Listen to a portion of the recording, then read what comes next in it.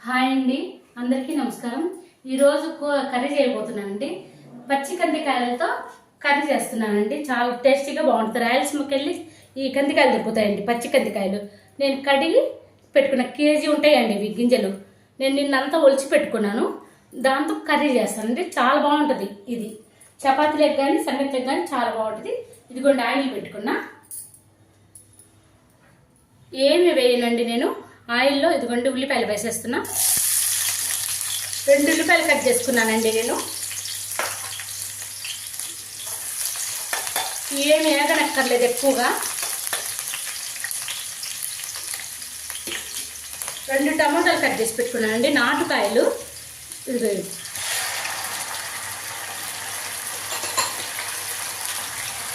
కొద్దిగా మగ్గనిద్దామండి. ఇదిగోండి ఇలా ఉండగానే అల్లం వెల్లుల్లి పేస్ట్ 1 స్పూన్ వేసుకుంటున్నాను నేను. సేమ్ నాన్ వెజ్ లాగా ఉంటుందండి, చాలా బాగుంటుంది. కంది గింజలు నేను నిన్న టైం అంతా 2 గంటలు పెట్టిందండి ఒలుచుకుంటేసరికి గింజలు. చాలా టేస్టీగా ఉంటుంది. అయితే కర్రీ మాత్రం నాన్ వెజ్ తిన్నట్టే ఉంటుంది. అదొకటి పోషకాలు బాగుంటాయి కదండి. పచ్చి గింజలు ఏదైనా మంచిదే కదా. బాగా మొలక కూడా వచ్చినాయండి. నిన్న ఒలిచి పెట్టుకుంటే మొలకలు వచ్చినాయి అక్కడక్కడ. అల్లం వెల్లుల్లి వేగింది. అన్నీ ఎర్రగా వేగనక్కర్లేదండి, వేస్తుంటేనే వేగిపోతుంటాయి ప్రతిదీ. పసుపు,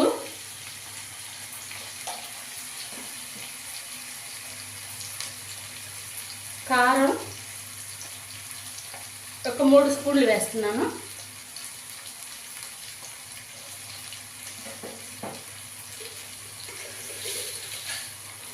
కల్లుప్పు, రుచికి తగ్గట్టు ఉప్పు.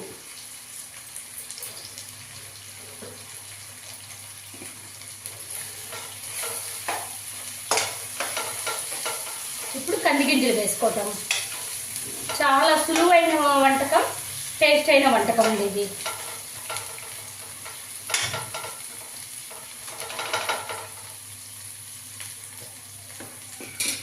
ఇవ్వండి గింజలు పోస్తున్నా.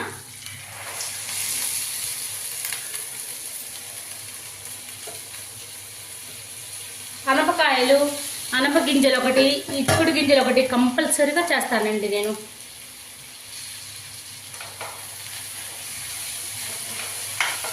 ఇది బాగా మగ్గనిద్దామండి.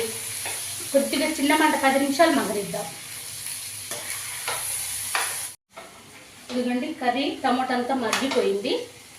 నాకు బాగా కర్రీ టమాటా అంతా బాగా కలిసిపోయింది. గింజలు, టమాటా, ఉల్లిపాయ మొత్తం నీట్గా వేగిపోయింది. ఇప్పుడు వాటర్ వేసుకుందామండి. ఆయిల్ చూడు సపరేట్ అవుతుంది. ఇలా సపరేట్ అయినప్పుడు మనం వాటర్ పోసేసుకుందాం. నేను వేడినీళ్ళు పొయ్యి మీద వేడినీళ్ళు పెట్టేశానండి, తొందరగా అవ్వటానికి. నాకు ఈ కర్రీ కూడా తొందరగానే అయిపోయిద్దండి. గింజలు తొందరగా ఉడికిపోతాయి, మనకేం పెద్ద కష్టమేమి ఉండదు. సరిపడా వాటర్ పోసేసుకున్నాము. ఈ గింజలు ఉడికేంతసేపు ఎంత ఒక 1/2 గంటలో ఉడికిపోయిద్దండి మొత్తం. ఇక మూత వేసి పెట్టేసుకుంటే ఉడికినాక చూపిస్తాను.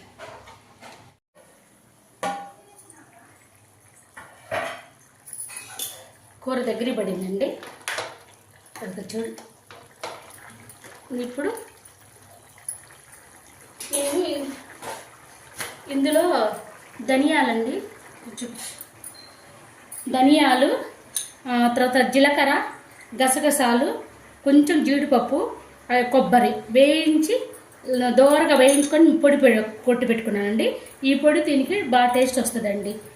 ఇది ఇప్పుడు పొడి వేస్తున్నాను. దీంతోనే రుచి బాగుంటుందండి.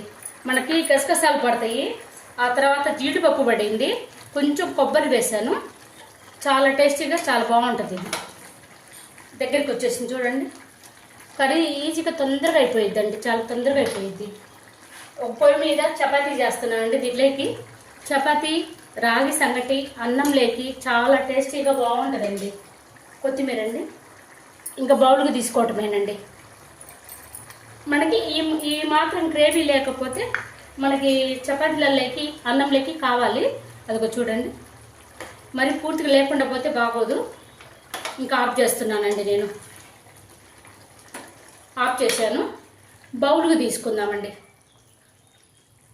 ఎందుకంటే అయింది, బౌల్కి తీసుకున్నాను నేను. కర్రీ చూడండి ఎంత బాగుందో, చక్కగా కంటికి వింపుగా నోటికి రుచిగా ఉంటుందండి. చాలా బాగుంటుంది టేస్టీగా. ఇది చపాతీలు చేసుకున్నానండి నేను. ఈ కర్రీ చపాతీ చాలా టేస్టీగా ఉంటుందండి.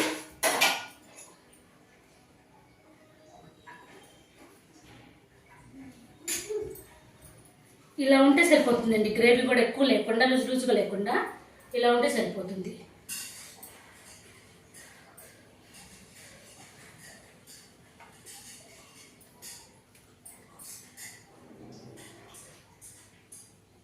చాలా బాగుందండి టేస్టీగా. ఇది నాన్ వెజ్ తిన్న ఫీలింగ్ ఉంటుందండి. చాలా టేస్టీ, చాలా బాగుంటుంది కర్రీ. ఒకసారి ట్రై చేయండి. నచ్చితే మాత్రం లైక్ చేయండి.